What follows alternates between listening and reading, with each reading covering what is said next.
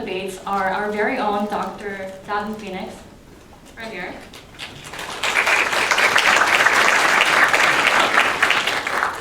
Dr. Etel Solingen. And the 60x16 commissioners, Grace Orozco. And me, Tracy Law.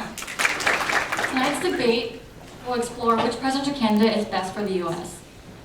On stage, the different candidates are, on my very left, BernEaters. To the next of them is College Republicans at UCI, College Democrats at UCI, and Young Americans for Liberty.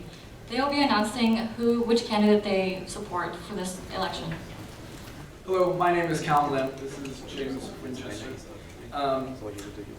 We support Bernie Sanders because he is the best presidential candidate for America, because he represents the interests of the populace and will work to make America prosperous for all, not just the 1%. In America, we have egregious inequality. The richest 10% of households own 76% of all wealth in America. The Walton family of Walmart owns as much as the bottom 40% of Americans. So if you look to your left and you look to your right, you might see one of those bottom 40% of Americans. Think of how they might benefit from a small piece of that Walton family wealth. Quote, "A nation will not survive morally or economically when so few have so much while so many have so little." Bernie Sanders. In conclusion, we need a Bernie Sanders presidency in order to address the growing problems facing the United States of America. Through a political revolution, we will create a more equal society that ensures the economic rights of everyone, not just the pocketbooks of the 1%. Thank you. At UCI, my name is Petrosyan. I'm the president. This is Gio Chavez. He's the vice president. We decided that the choice for America and the one to lead us into the new American century is Senator Marco Rubio. Marco Rubio gets firsthand the meaning of the American dream. He is someone who worked hard as a child, and while his parents were working class, his father was a bartender and his mother was a maid, he worked his way through college with having to take student loans, just like many of us sitting here today.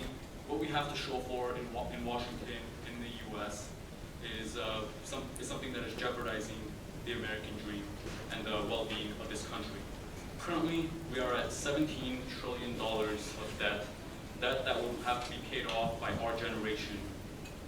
We are also having the federal government write out tens of thousands of new pages of regulation each year that chokes small business and destroys jobs.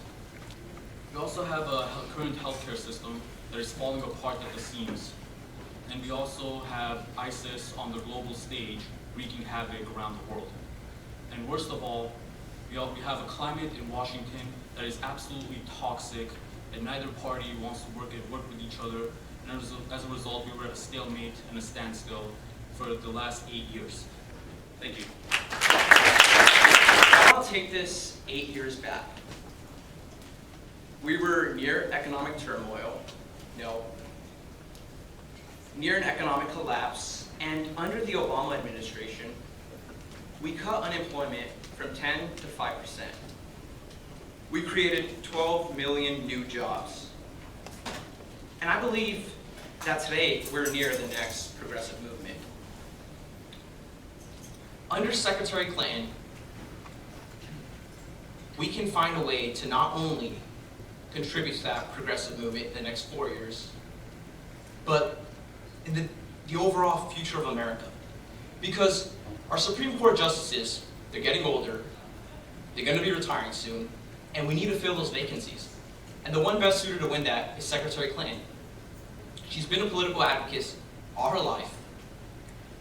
As First Lady, whether that be in Arkansas, in the White House, as in the US Senate, and as Secretary of State. She helped with the sanctions in Iran. She helped capture bin Laden. And we have the experience of Secretary of State versus 3 senators that essentially haven't provided any major legislation whatsoever in Washington. And Hillary is the best candidate for one reason and one reason only, because she can get things done. Thank you. My name is Callum, and I am with Young Americans for Liberty, and I will be voting for Rand Paul. There are two main reasons why I'm going to be voting for Rand Paul. And the first and most important reason is that he stands for a sound monetary policy. Since 1971, we have started a fiat currency that has led to an era of easy money banking. It is the arbitrary low interest rates that has led to the housing recession. And Rand Paul just voted on his own bill yesterday to audit the Federal Reserve, and might I add, is Bernie Sanders and Marco Rubio, who both voted in favor of that bill, which actually says something. Especially for the progressive movement, if you guys stand against the banks on Wall Street, then you should stand against the most powerful bank on Wall Street, the Federal Reserve. And that's what Rand Paul stands for. The second reason is our national debt. We stand $18.8 trillion in debt. In 1964, LBJ declared a war on poverty, and since then we have spent over $22 trillion on anti-poverty programs. Where has that led us? Today we stand flat at about 15% poverty rate, and the anti-poverty programs get worse and worse, such as Social Security being 70% underfunded. Government continues to use that money to feed corporations for corporate welfare, to feed the military-industrial complex, and continues to grow the government bureaucracy. We cannot trust government. And that is why I'm voting for Rand Paul.